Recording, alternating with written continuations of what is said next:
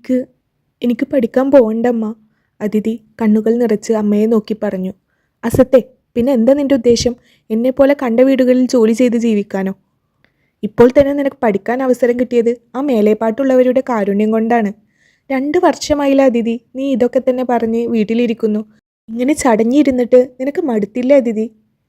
നോക്കു കുട്ടി, എൻ്റെ കാലം കഴിഞ്ഞാൽ നിനക്ക് നീയേ ഉള്ളൂ, അത് മറക്കണ്ട.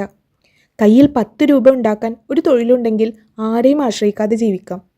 ദേവയാനിയുടെ സ്വരം പതിവിലും ഉയർന്നു. അതിഥി തൊട്ടരികിൽ കിടന്ന മേശപ്പുറത്ത് നഖം ചുരണ്ടി വെറുതെ അങ്ങനെ തലയും താഴ്ത്തി നിന്നു. ഒരു ഇടവപ്പാതിക്കുള്ള വെള്ളം ഇപ്പോഴും ആ കണ്ണുകളിൽ നിന്ന് നിറഞ്ഞൊഴുകുന്നുണ്ട്. അതല്ലെങ്കിലും ആര് വഴക്കു പറഞ്ഞാലും ഇങ്ങനെ കണ്ണു നിറച്ച് നിൽക്കാനേ അതിഥി ശീലിച്ചിട്ടുള്ളൂ. തിരിച്ചൊന്നും പറയാൻ അവൾക്കറിയില്ല. ദേ, ഞാൻ മേലേപ്പാട്ടേക്ക് പോവുകയാ. നീ കുളിച്ചൊരുങ്ങി കോളേജിൽ പോവാൻ നോക്ക്. ഞാൻ ഹരിതയോട് പറഞ്ഞിട്ടുണ്ട്, അവൾ പോകുമ്പോൾ നിന്നെയും കൂടെ കൂട്ടാൻ.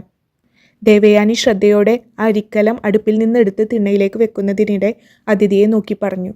പോകുന്നതിന് മുന്നേ ഈ അരിയൊന്ന് വാർത്തേക്കണേ. പിന്നെ ചോറ് പാത്രത്തിലാക്കി കൊണ്ടുപോകാൻ മറക്കണ്ട. ദേ, ഈ അടുക്കളവാതിലൊന്ന് അടച്ചേക്ക്. അവർ അടുക്കളവാതിൽ വഴി പുറത്തേക്ക് കടക്കുന്നതിനിടെ അതിഥിയോടായി പറഞ്ഞു. ആ കൊച്ചു വീടിൻ്റെ അടുക്കളയ്ക്ക് പിന്നിൽ വിശാലമായ പാടമാണ്. അതങ്ങ് ചെന്ന് കയറുന്നത് മേലേപ്പാട്ട് തറവാട്ടിലും. ആ പിന്നെ ചോറ് വാർക്കുമ്പോൾ കൈ പൊള്ളിക്കരുത് കേട്ടോ. അവരങ്ങ് നടന്നകലുന്നതിനിടെ ഉറക്കെ വിളിച്ചു പറഞ്ഞു. ഒന്നിനൊരു ശ്രദ്ധയില്ലാത്ത പെണ്ണാണ്.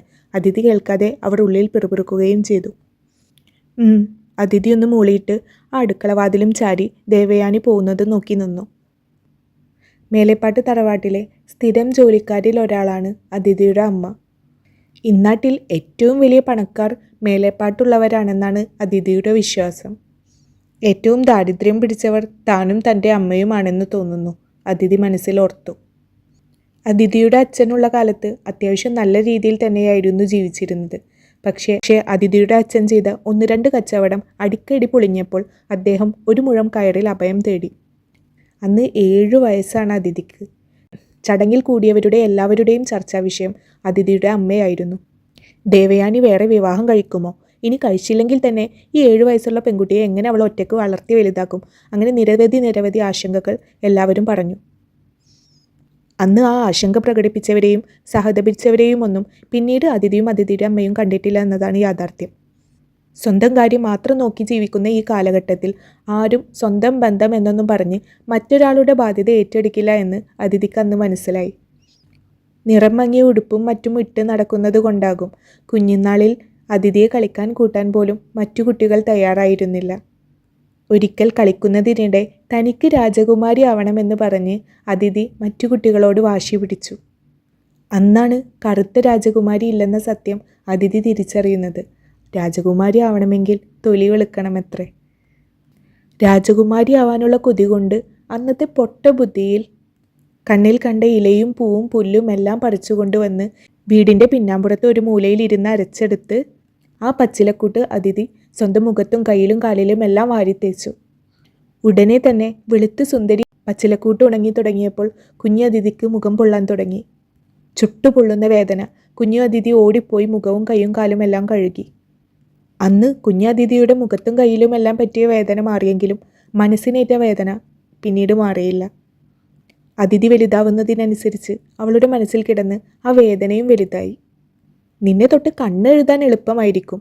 ഇരുട്ടത്ത് നിൽക്കുകയാണെങ്കിൽ അതിഥി ആ പല്ലൊന്ന് കാട്ടി ചിരിച്ചേക്ക്, എങ്കിലേ നിന്നെ ഒന്ന് കാണാൻ പറ്റത്തുള്ളൂ തുടങ്ങിയ പല കുത്തുവാക്കുകളും കൂടിയായപ്പോൾ അതിഥി പിന്നെ ആരുടെയും കൂട്ടന്വേഷിച്ച് പോവാതെയായി.